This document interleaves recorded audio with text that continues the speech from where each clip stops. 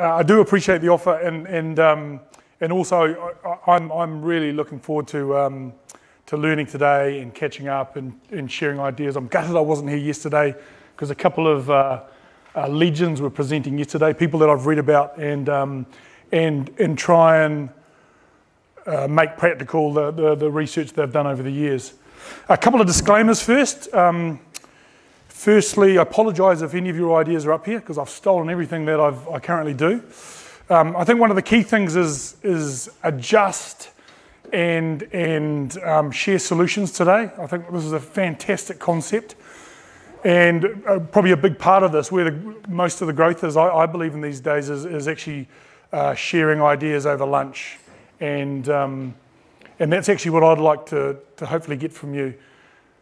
Is the things that I put up there you would have done, I'm absolutely sure, and so it'd be great to get your feedback on the way you've changed things and how they've worked in your programs.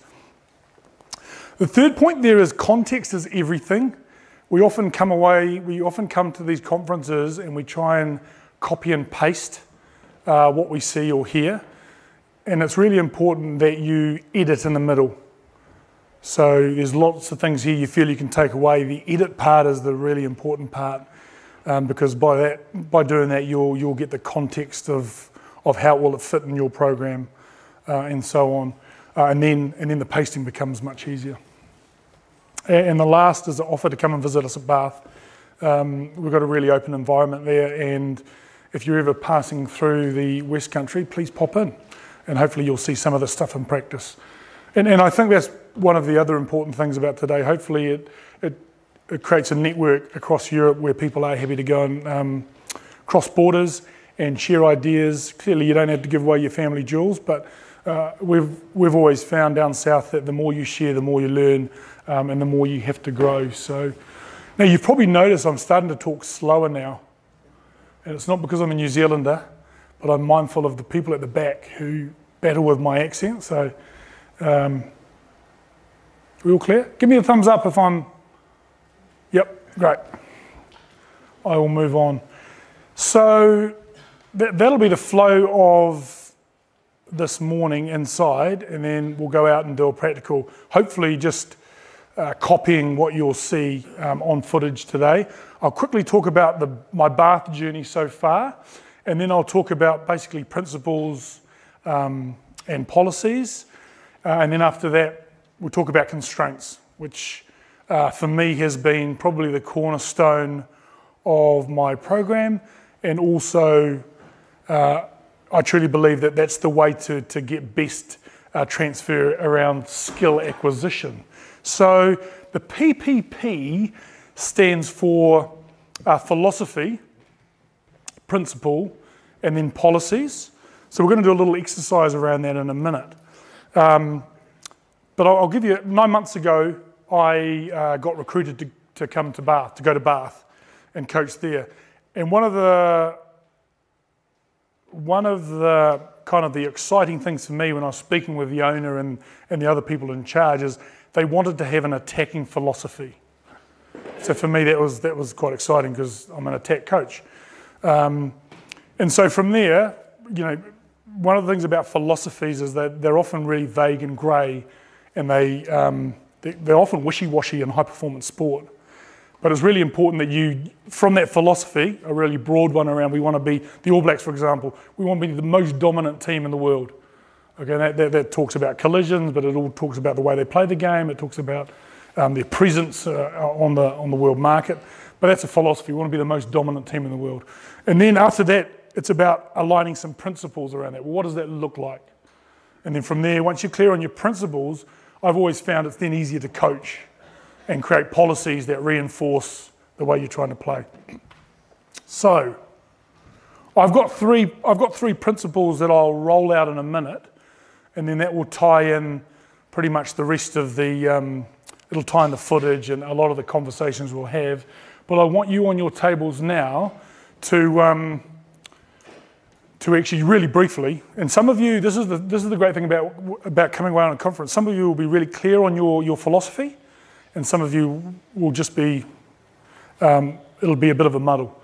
And so now's a really good opportunity just to get a couple of key things. What's your philosophy, and what are 2 principles that tie into your philosophy as a coach? Okay?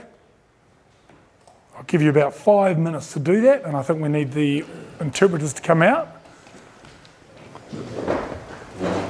We might just take a snapshot from a couple of tables around the kind of the theme of the table. Clearly there'll be lots of different points of view, which is great. That's why rounds is good. So I'm going to jump to you, Rocky. What were out of your table? Key themes that came through? Probably that they were hard to narrow down into a clear sentence and a framework. So lots of things around the philosophies of the way that we want to see the game played. Lots of things, especially around attacking-based play. And creating sort of got a little bit into the environments around it. The principles probably turning more into that coaching environments, and the big things were around trying to create opportunities and free players to explore and learn. So I think that you probably get something which is from anybody which is extremely clear from principles, from philosophy's principle. But very much about nature and style of the game, and principles being how we try and support players to learn and deliver it. Lovely. Nice. Anthony?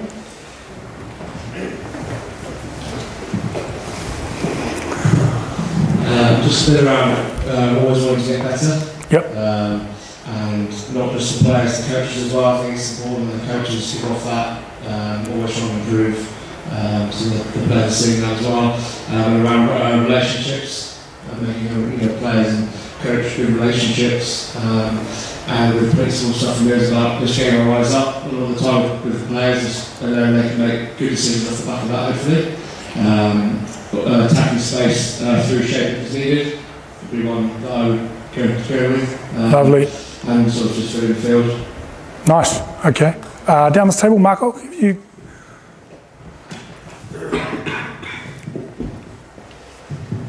Attacking philosophy was the theme on the table. How we do it is we had focusing on individuals, so get your individuals as good as they can, so they will, get you better. And on the other side, the other point of view, where you need to give a vision, a collective vision to the players to fit into the team, allow them to express, but in a useful way. Yes. So that was the theme. Nice. And it's a real interesting. For some people, it's a conundrum. Like this is the way we want the team to play. How do we maybe fit these individuals who might not suit that? And that's maybe where sometimes friction causes, where you're trying to put players in a game that doesn't suit them. I probably wasn't clear at the start around your coaching principle versus your playing principles or your philosophy, your coaching philosophy, your playing philosophy. I'm going to focus on the playing side of it, and hopefully out of the footage you see and in the practical, it'll become clearer. And also, I think for a lot of us, it's not until you sit down and either write down your philosophy of play and maybe some of the principles of play, do then you become clear around what you're delivering consistently to your team. I've thrown up 3 there. It was a really broad statement that Bruce Craig gave me at Bath around doesn't want to be a defensive orientated team. He wants the team to be scoring tries at the rec. It wants to be attacking based. It needs to be innovative. And for me, that was great. Because from that philosophy, then I go, okay, what principles would I use to do that? Clearly, I've got a style of play that I've generally coached. But what I have learnt, having coached Fiji, the Māori All Blacks, I've been coached up in Japan, is you can't stuff a game plan or a style of play into a team that it just doesn't fit. So you've got to make sure your principles fit your philosophy and the context. So you've probably had a wee little peek at that. That's just 3 attacking principles. Have a look at that. I'll talk through it now, and then if you have any questions, feed it back, and we can have a wee little discussion here around what does that look like, what did you mean by that? But it's creating that hierarchy for yourself so you can be, again, clearer in your delivery, okay? Philosophy, this is the way we want to play. These are some principles that I think will that will help it, will be the bedrock of our game, and then the policy should reinforce the principles. Okay? I want to move the ball. It's really simple. So one of the key principles for me is you need to have a framework that can tackle all parts of the field or kick all parts of the field. So that's probably the first principle. I've used the word, and this is, sorry for the interpreters, the word framework instead of structure is a really important one. I feel when, in English, when you say the word structure, it's like a building. This is a structure. And I feel that sounds rigid, and it can be narrow. But when you talk about framework, I'm thinking of a frame of a picture. You can be in here, you can do whatever you want, but it's within within these frames. So that's why I specifically use framework and not structure. The second one, and it's a real interesting one for the way the game's moving, is trying to create a framework that conserves energy. The ball and play time is creeping up. There's going to be a point in the next few years where it hits a ceiling, but we're seeing now in the Premiership the balls in play 30, often 35 plus minutes a game. Okay, so your framework has to be sustainable and have your players pretty much ready to explode as often as they can. And then a couple of things that Anthony was talking about there, along the principle of conserving energy is all the policies around reload and the habits that come with reloading and looking up so you can make better decisions. And that word habitual, this is a big one for all of us when we're coaching our players. We don't want our players thinking that much. So your framework needs to be habitual in the fact that they just move without knowing, I'm just getting to a point on the field so I can do something again. And the last principle is a real simple one for me, and this goes all the way back from when I was coaching Japan. I just want a framework that makes the defence move. I want them running somewhere. And what I've found is if a defence is moving somewhere, they have to think. And defences that are thinking often will slip up, eventually slip up. Okay? So, back on your table. Have a conversation around those three principles and come up with 2 questions from your table.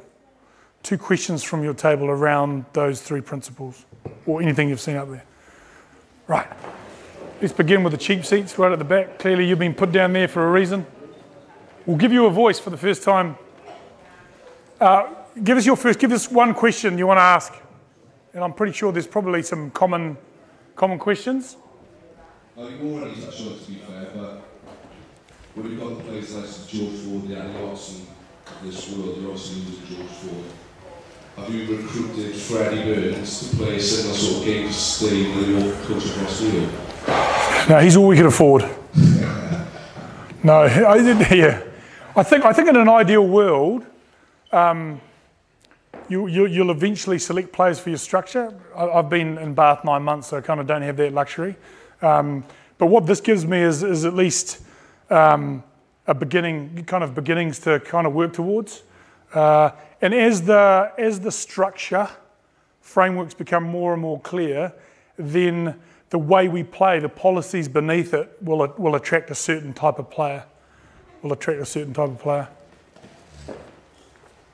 Yeah, so if you didn't have the ability to recruit the players that you wanted, would you change your philosophy? Would you have to back the skill set of your players? So these principles won't change because these principles should reflect the way the club wants to play. And so the goal as a coach is trying to coach the team to fulfill those principles. Be able to play a whole field game, try and conserve energy so you can hold the ball for long periods.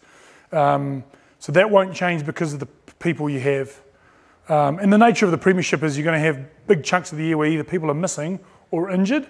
So you have to be able to play a framework with a number of different people. Right, pass round. It doesn't matter which way you go.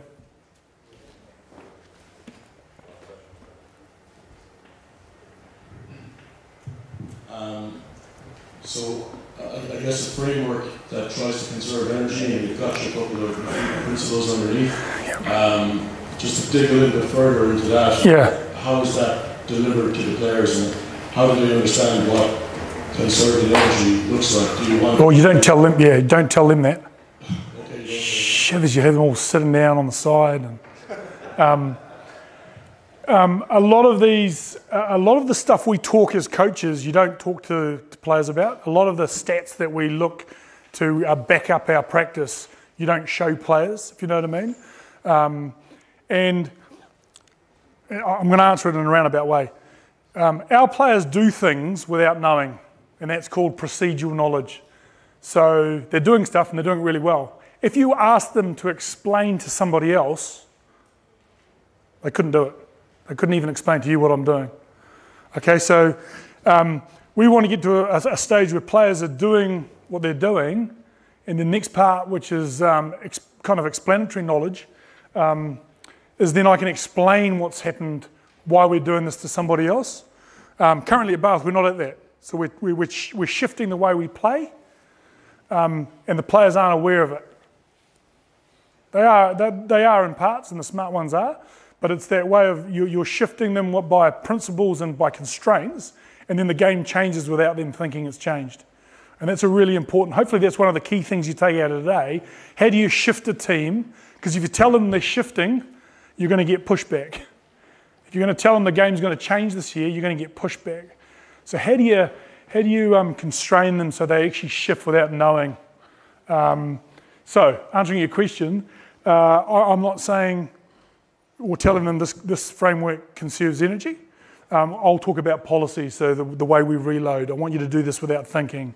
And we want to attack more than we defend. Okay? But the way I think about the framework should try and conserve energy. I don't know if I've answered that. I've waffled there a bit. Sorry, translators. Well, that's good. Thank you. All right. Yep.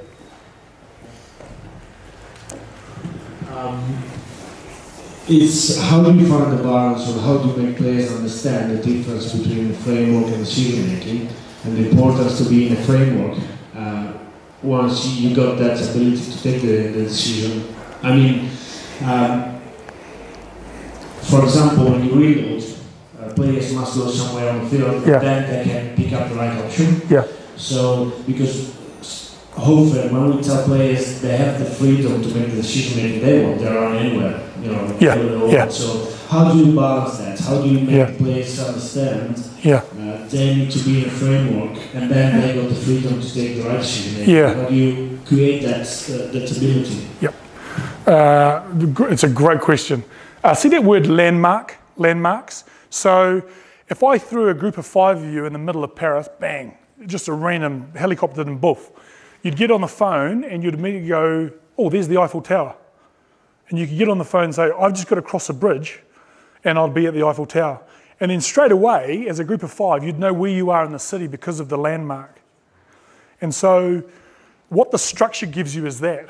It gives you the ability to reload without thinking, and then for 2 or 3 people to go, bang, there's the Eiffel Tower.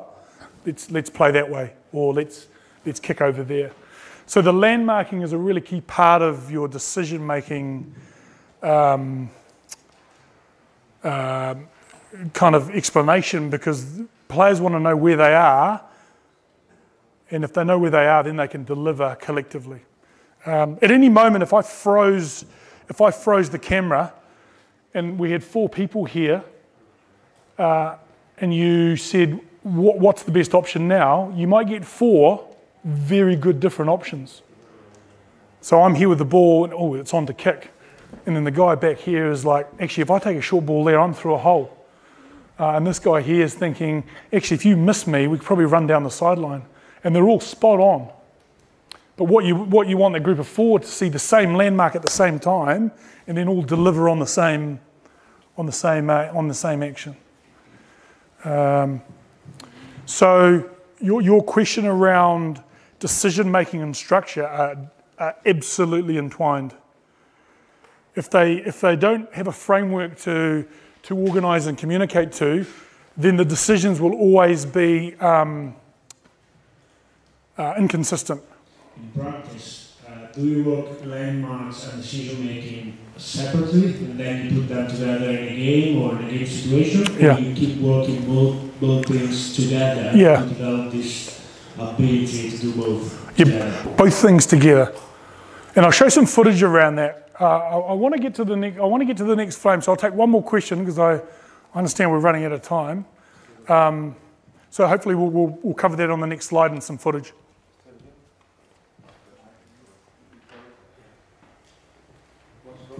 Anyone? Last one? No? Done. Okay, next slide.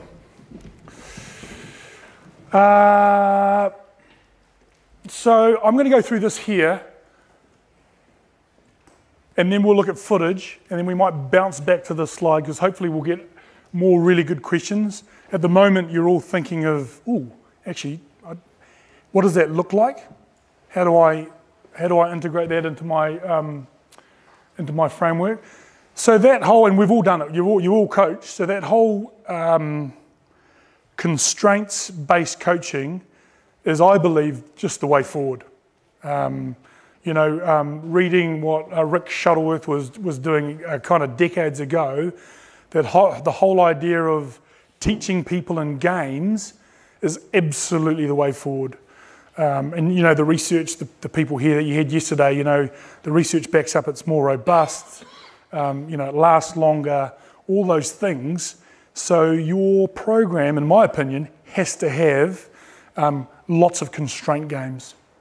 And there's probably kind of three headlines I want to talk about constraints games, because the first one is mess. Often coaches hate the mess. If you came to watch Bath Train or parts of Bath Train, you'd be like, what the hell is going on? That's absolute chaos out there. But you have to persevere with it. You have to persevere with it. I put The Matrix. You know what? I keep asking, have you watched The Matrix? And half the people I talk to haven't seen it. Put your hand up if you've watched The Matrix. Geez, that it? Great movie. Must go watch it. I won't. The story about The Matrix is real rough. The guy lives in a computer, basically in a computer world, and there's a point in the movie where all the code and all the binary that just goes up and down you can't see turns into pictures, turns into an image, and having a principle-based constraints program, you have to keep looking at the mess until the picture comes out. And that's probably one of the things, hopefully I can back up with a bit of footage. And the other thing about having games and constraints as a regular in your programs, creativity falls out of that. If you constantly hamstring players, they'll have to innovate. And that's a really important part of our game now, because so often our academies and programs are just churning out robots. Nice and strong, nice and fit, can run straight, but as soon as there's a mess on the field, they're completely lost. The next part is once you're kind of happy with the mess and you want to persevere with the mess, the next part is I'm just going to talk about some enhancements. And this is one of Rick Shuttleworth's fancy words, perturbation. I had to Google that to find the spelling. What he's talking about is stuffing up my session. So I've actually had him come in a couple of years ago and actually put a constraint on the game that actually spazzed out the session. But that's where the gold is if you're willing to persevere through it. And the other one there is implicit changes, and it ties into the question we had from that table over there. How do you change players without them knowing they're changing? That's where the gold is. Because if you can change them without knowing they're changing, then that becomes more robust under pressure. It means they're probably not thinking about the decision-making process. And I feel in high-performance sport, that's where you've got to head. How do you get the players not thinking so much? And we can have a beer over that, because for some people it's like, what? You don't want your players thinking? But there's a long conversation over there. And I kind of addressed it there. It transfers. In my experience, if you have a principle-based constraint program, it transfers to Saturdays. So often we've patted ourselves on the back after a great week of training. Gee, it looked good. they're on fire, and then they roll into sit down. It's like, what the hell is going on? Or you do a couple of really amazing drills.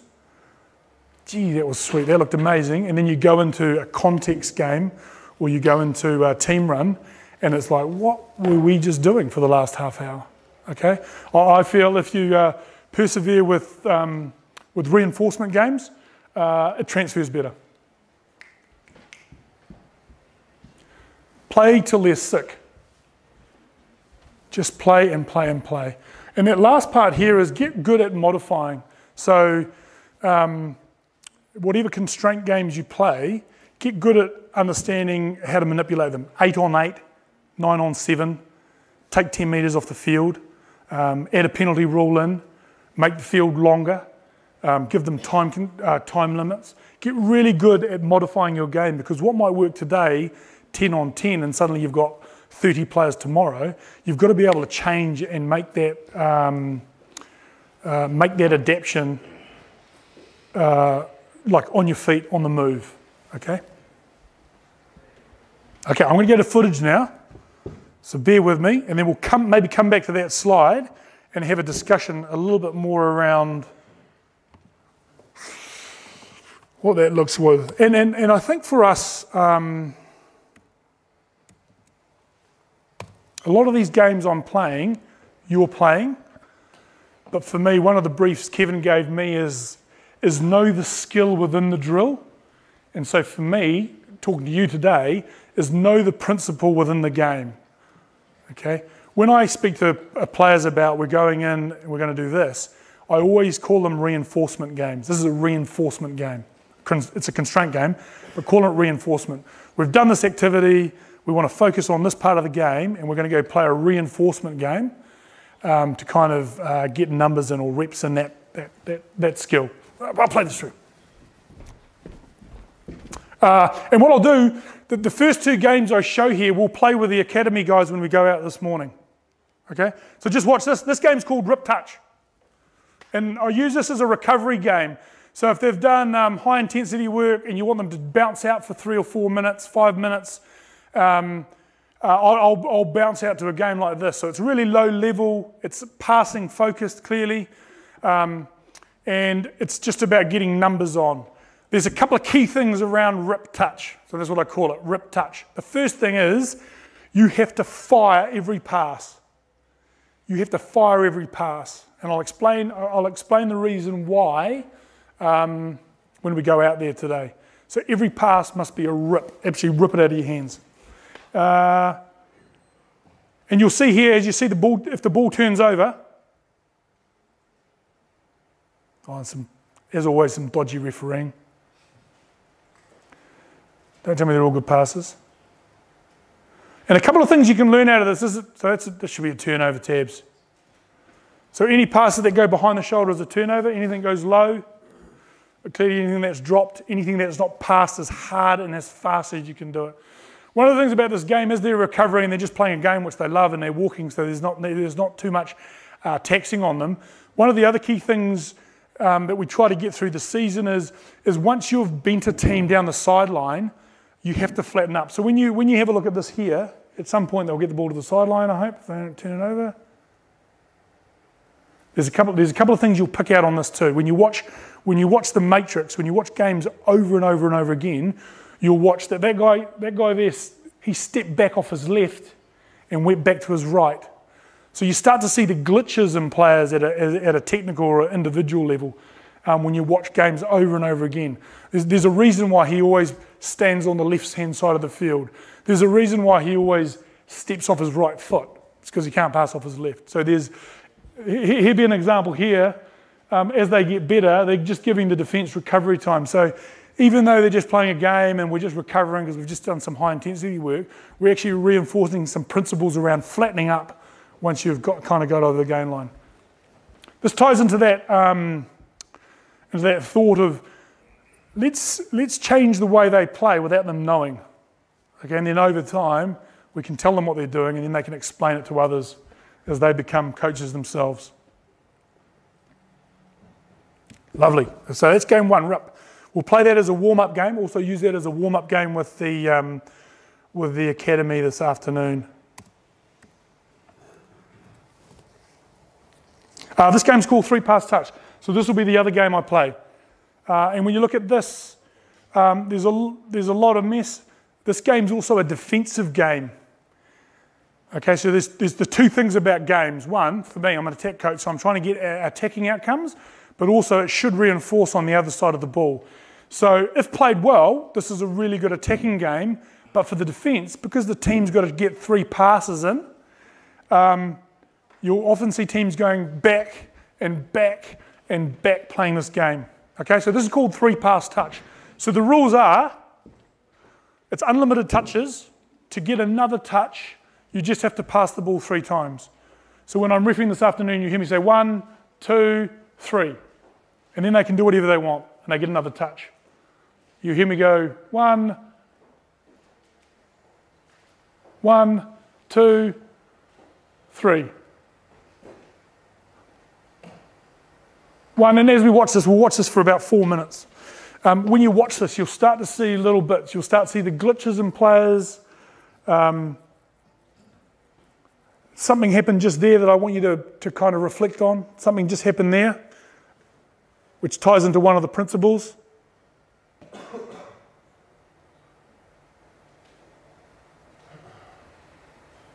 And this is why, if you're clear on your philosophy and you put some principles in place that you think that will enhance that, then when you go and play a game that looks messy, that doesn't seem to be getting an outcome, if you're meeting the principles, just keep on going through it.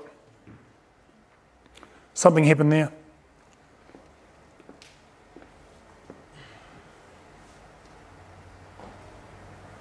And like a lot of games that you play with players, it often takes them, I say minutes, nearly hours to adjust. So by the end of the season, the team goes, it's that game, these are constraints, let's change some policies in the way we play, and then bang, they get straight into a successful game. Oh, it's rip touch. Okay, this is the principle of that. All right, okay, well, I can't stand next to him because he's going to pass the ball hard. And so straight away, they immediately change their behaviour to fit the constraints. And what you're going to have to do is you're going to have to, there's something else happening there. You're going to have to persevere over time.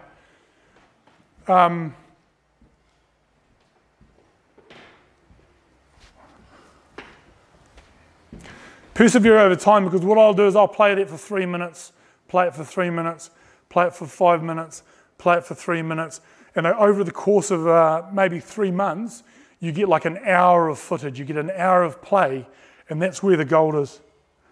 I'm just going to pause it at this, So even here, one of my principles is you should be able to attack all parts of the field at the same time, at any point, whether you kick it or pass it or run it. And so for me, even there in this little game here, there's an issue with that framework, with that constraint of that game. Okay, I'm going to bounce back to this, and we're going to go back to another piece of footage in a second. Have a wee discussion of what you saw. Was there anything jumping out at you there? And we'll feed back in a couple of minutes. What are the big things you took out of Question.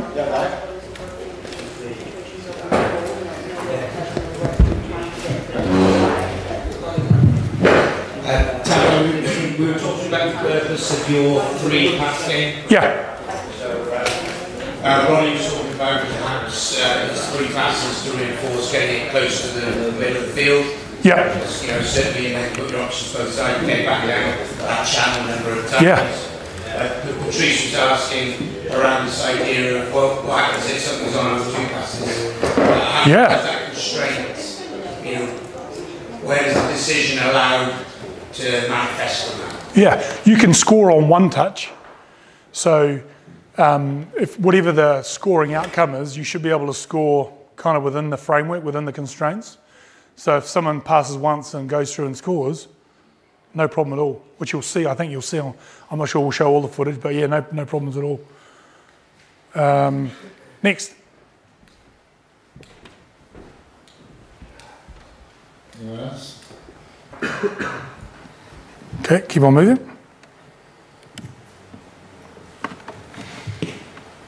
Can I ask a question? Yeah. In all of this that we've been talking about, in all of this that we've been talking about, it's obvious to see how these games can be applied to backlines. Yeah. Your 3-pass game, I'm guessing they're all backs playing that at the moment. No. Yeah. Can you do you use this with the whole team in order to create or underpin your principles?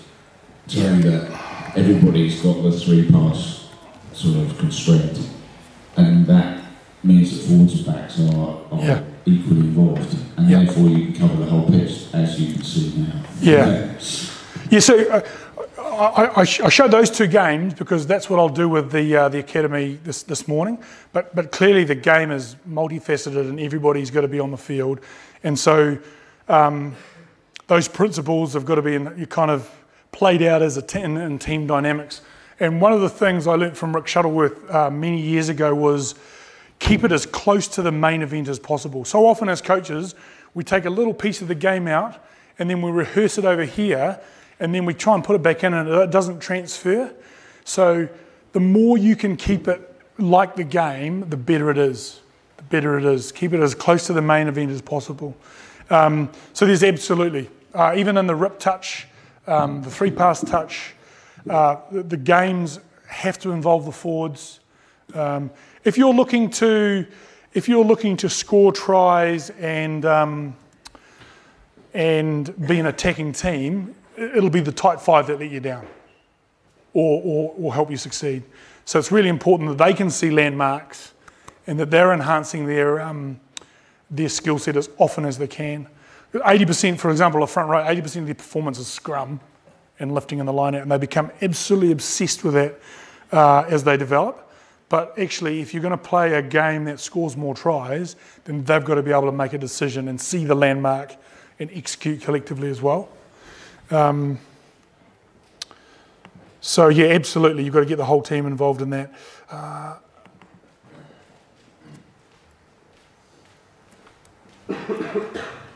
And as you'll see here, again, this is where you've got to develop as a coach. You've got to, and it's not just necessarily in watching constraint games, but when you watch the game of rugby, you've got to try and, this is 3-pass touch, you've got to try and see the trends in there and what are the bits that are connecting, because often we look at the either the poor pass or we don't play games enough for trends to kind of emerge. So that's one of the things. Make sure you accumulate the footage so you can look at a certain game for a long period, because when you do that, you'll see the glitches in players, you'll see maybe strategic flaws in groups of players, and then from there, again, change the constraints to improve. The other thing when you watch this one here, yellow dominate red. Yellow dominate red over the course of the kind of the next few minutes. I think this is the one. And one of the really important parts of coaching is creating competition, creating energy, creating winners and losers, so they can learn, or they can enhance their coping strategies. You're getting thumped for 10 minutes playing a game. Well, you need to deal with that. You need to adapt your game. You need to either mentally step up, or you need to adjust maybe the way you're playing. Do you ever do that on purpose, overload one side compared to the other? Yeah, absolutely. And I think that's why you're better to have 5 constraint games that you know really well you can adjust because you want to get a different outcome, than trying to have a toolbox of 20 games. So if you come to Bath, you'll see these games here played on a regular basis. And one of the reasons you want to play the games on a regular basis, and Steve, I'll get to your point around the full field stuff, is that, I'll just go to,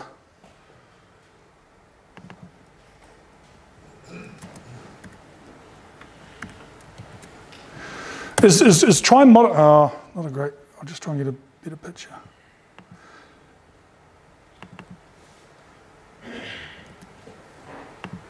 See, he hasn't mowed the lawn very well.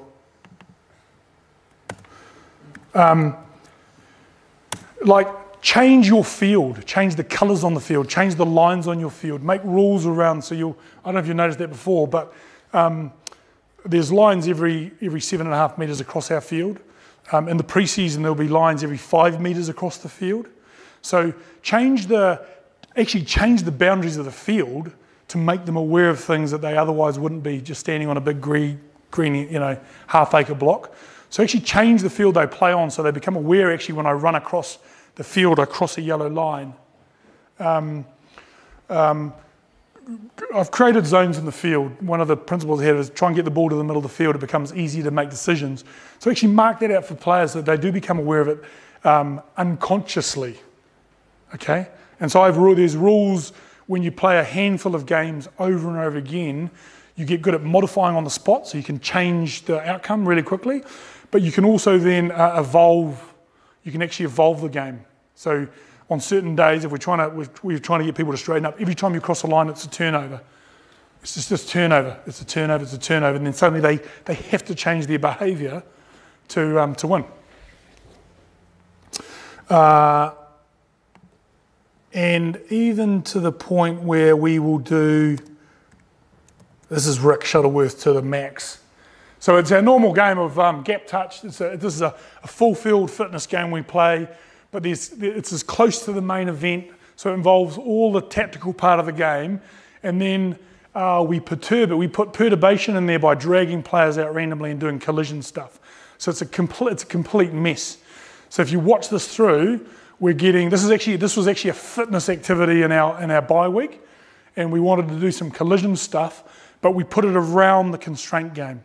So we're still getting the landmarking, we're still getting our principles of play within our game that they've played normally, and then you just drag players out and make them tackle or clean or do whatever. Clearly you've got to have a shitload of coaches to do that. And clearly when a player's, Toddy yells out, Kevin, get out of here, he might be leaving the key defensive hole, okay? Well, you've got to adjust to that, and that's the mess and the carnage that I think is really important to learning. So this will be the last thing I will go on. Just finish with a conversation around this. I'll play this out, have a look at it. I want you to consider, you don't have to do it right now, you need to consider how do you put implicit changes in your game, in the field, in the rules, and maybe stuff that they wear.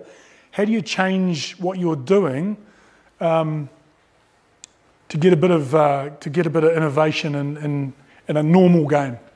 Okay, so have a chat with the people, and we might feedback at the end to finish this morning session.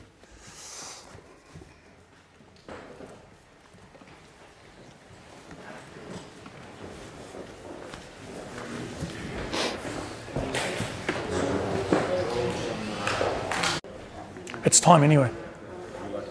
So we'll here all day. Of course. Just a quick question. We had a long discussion yesterday about the use of statistics in terms of measuring different aspects of the game, how you use statistics in terms of player feedback, and whether it was a positive or negative thing, how you use them in a more positive way. In terms of your principles, what do you measure, and how effective is that measure? I went to university and did accountancy. So I love numbers. The number side really interesting, but the numbers I would collect, which is a hell of a lot, to kind of inform are we playing the way we think we're playing? Because often we remember key moments in the game, but actually if you look at 80 minutes, our memories are often wrong. So the numbers are really important, but the delivery to players is very minimal. I think if you're looking for a change in behaviour, numbers may play a little part, occasionally play a part in selection if people are really, really similar. But I try and refrain from using a stack load of numbers and delivering them en masse. Yeah. I've got some. Of one of your principles that's underpinned by measurement? I think a lot of the games you saw at the start, the 2 games that we play for warm-up, the warm-up games, so they'll be coded by analysts and they will be collated.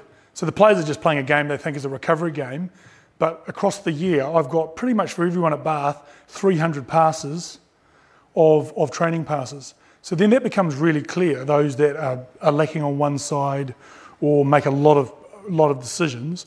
But I don't necessarily tell them and put it up on a big spreadsheet for them to know. I just know that I need to work with Steve, I need to work with Kevin and Anthony, and without them knowing, they're always in a passing group that I have on a Tuesday morning. You know what I mean? So that will underpin the decision to coach players at another time. But I'm keen to talk numbers. We've just finished our season review, so there's a hell of a lot of numbers that we look at if you want to have a wee peek. And I can talk to you about actually the way we would code success in those games, because there's different ways to measure that. Sir.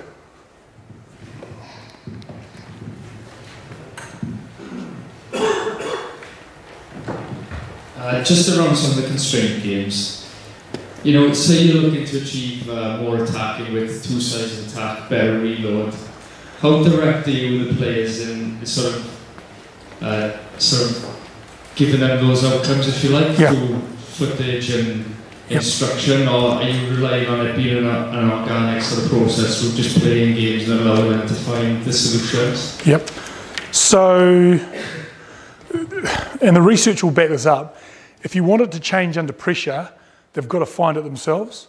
And then your role as a coach is to create constraints that make them get there quicker. And we had a similar conversation over there. So those lines that are put on the field, if you don't get to certain zones of the field, it's turnover. It's a straight turnover. So then they change the way they play to meet that constraint. So you've got to find constraints that will force them to shift, because you don't want to keep barking at them, mate, get the ball to here, get the ball to there. You should have passed, because it becomes you'll conflict with players real quick, and you've got to do that, but you don't want to do it all the time. You want them barking at each other, mate, you've got to pass that, get it to there, you've got to get it to there. And by creating constraints, they'll do that themselves. And then what you'll find is as the defence improves, then the attack has to get better, because now the defence knows where it's going. So you're definitely, and one of the comments I made at this table here, if you don't see in that mess game that I put up before, where there's people going in and out and there's tackle, if you don't see part of your structures in that mess, you won't see it on Saturday, I can tell you that now. If that doesn't emerge in a mess, it will never emerge on a Saturday. So you need that.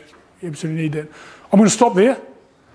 Here all day. I want to talk all day around that, because I want to get some feedback around how you've done things, and hopefully the stuff we do with the academy will. There'll be more questions that we can go through there.